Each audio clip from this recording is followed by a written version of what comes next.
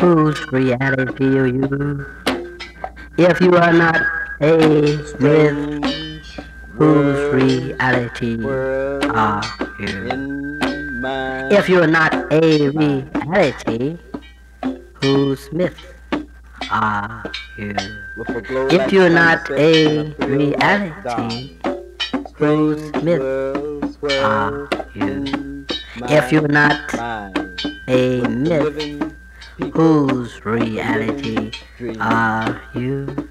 If you're not a myth, whose reality are you? A world, dreams, world, a world.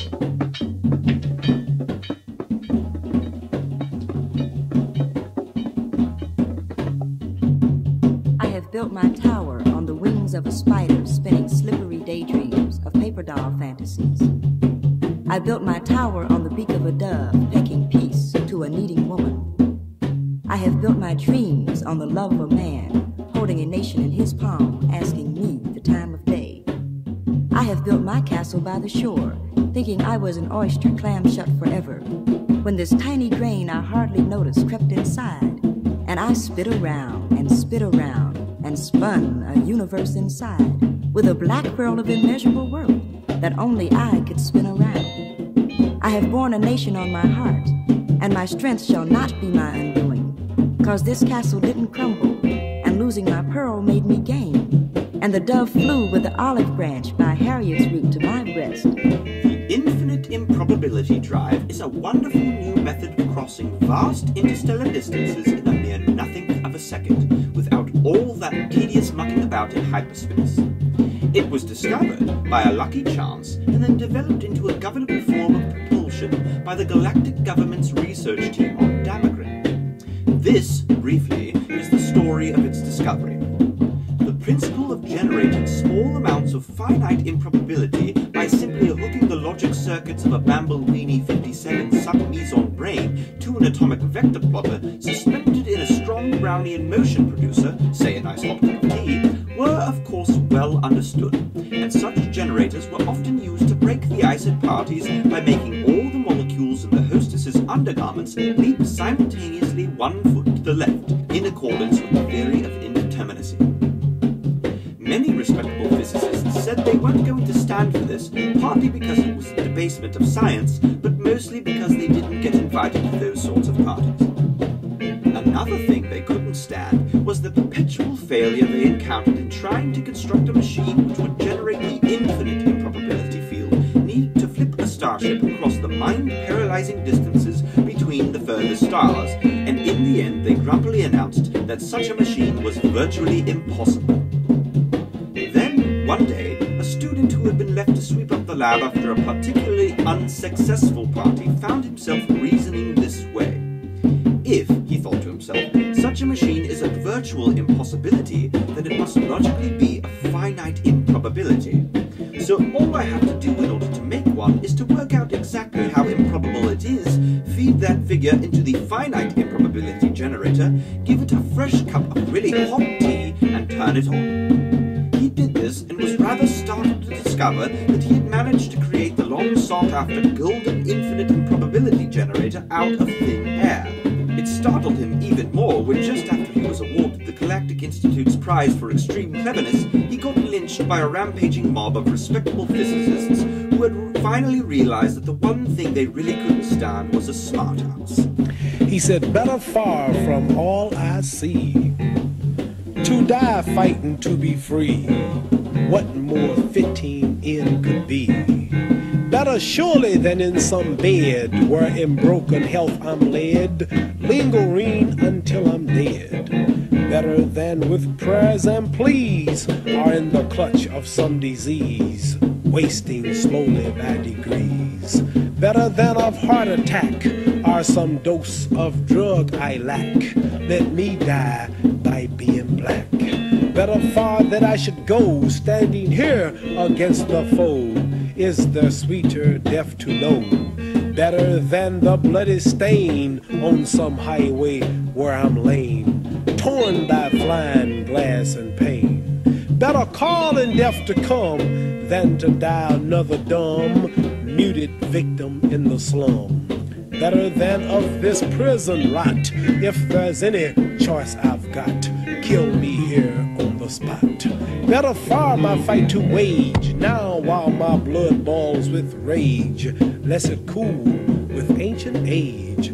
Better violent for us to die than to Uncle Tom and try, making peace just to live a lie. Better now that I say my sooth, I'm gonna die demanding truth while I'm still akin to youth. Better now than later on, now that fear of death is gone, never mind another darn. They opened fire, but they died telling it like it was.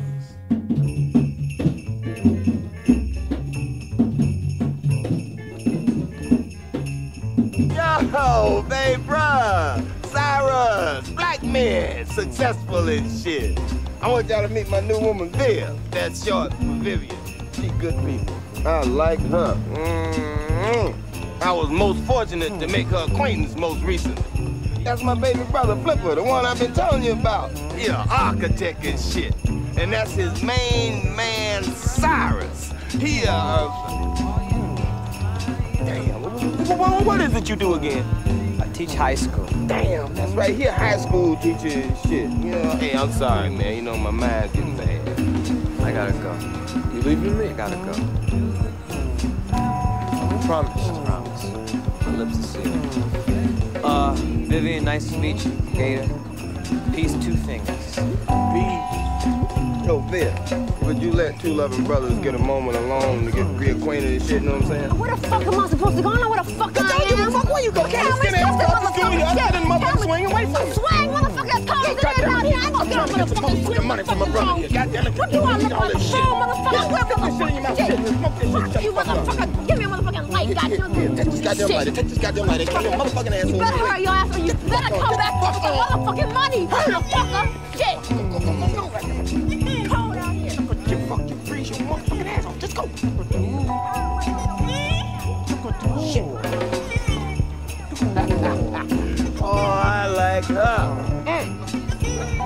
Look here, babe, bro. I'm a little light right now. Could you, like, let me hold some change? No. No, Gator, no. The dancing shit ain't gonna work. I ain't giving you a red cent. What? Come on, you could do me this one solid.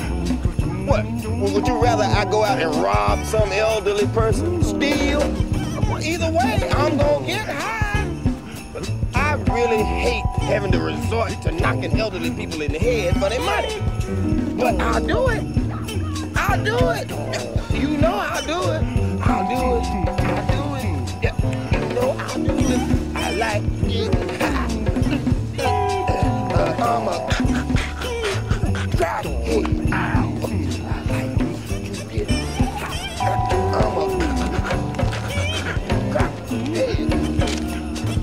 My brother. Yeah. Yo, Viv! We're not doing this anymore. Come on, let's go. Get me over there.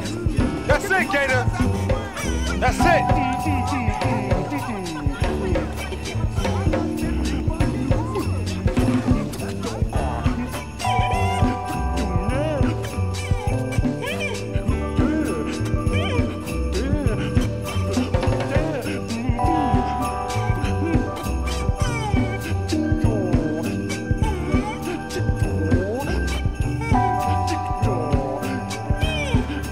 Citizens of Africa, I greet you in the name of the Universal Negro Improvement Association and African Communities League of the World.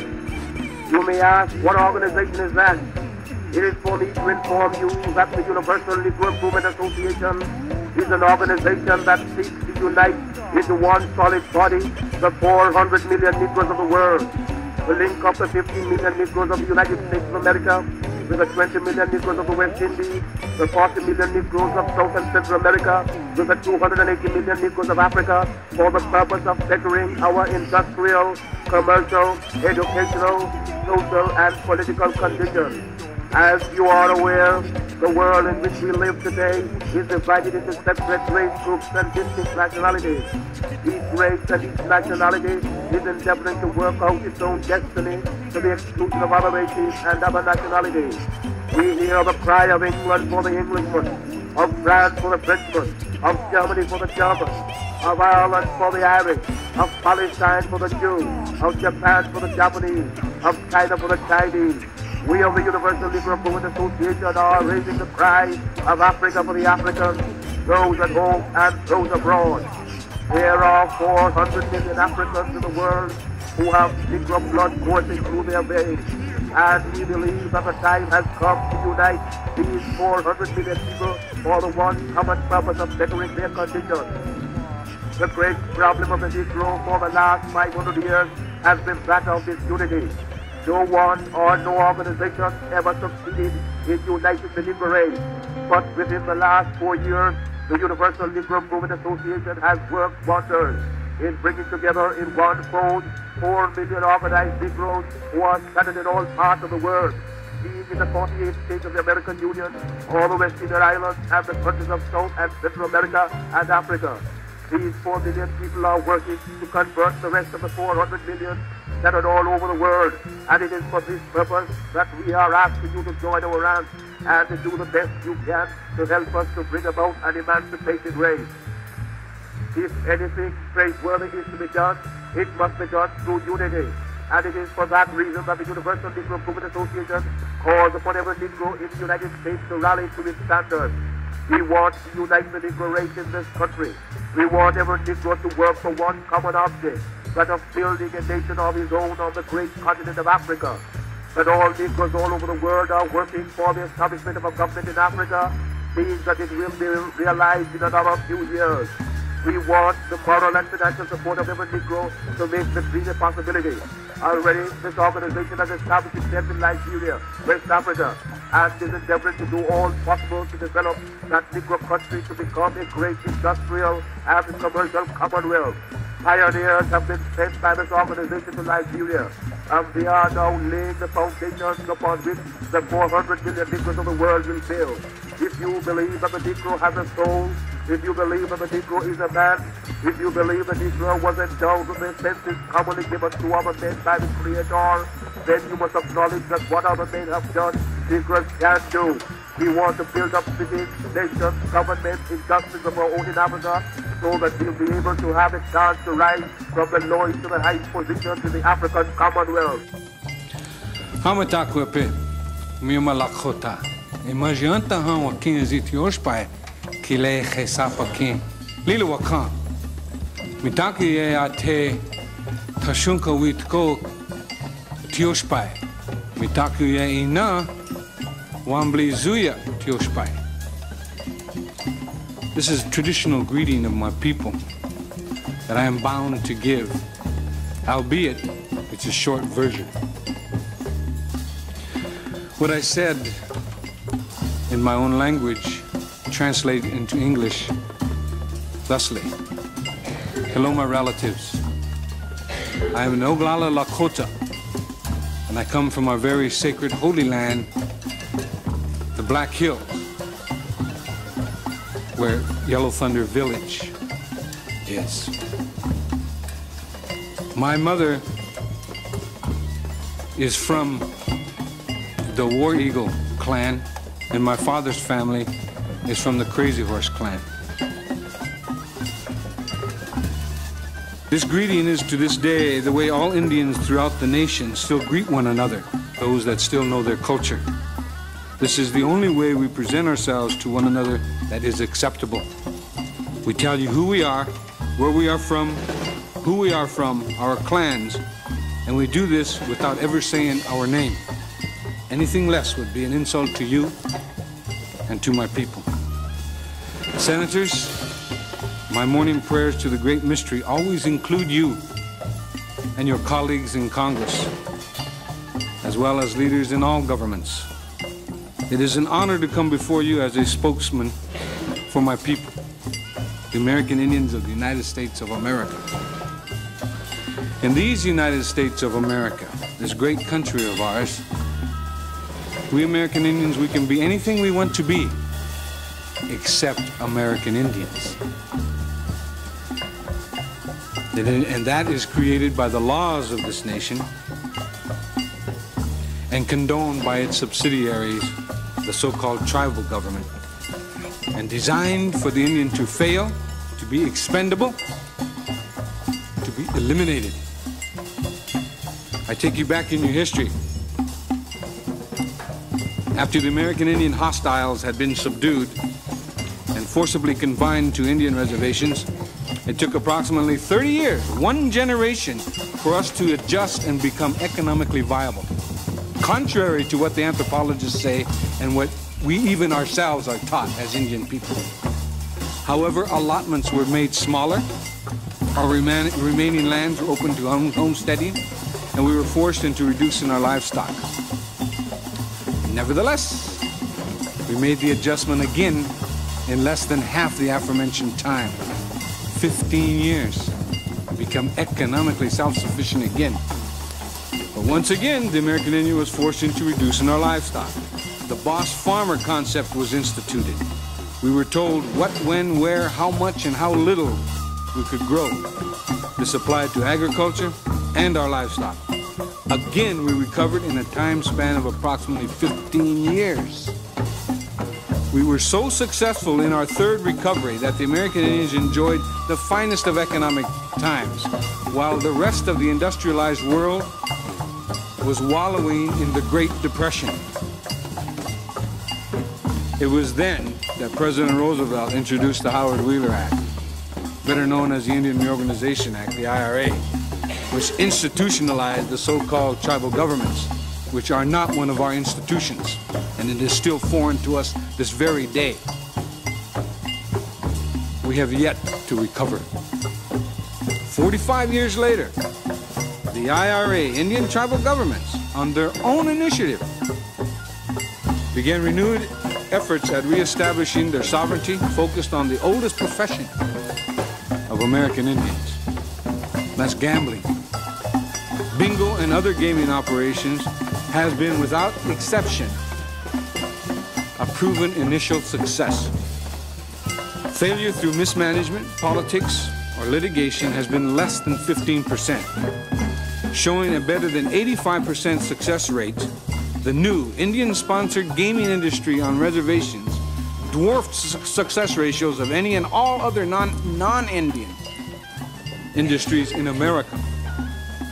Gaming operations have proven to benefit the revenue gathering of all governments, be they county, state, or Indian reservation.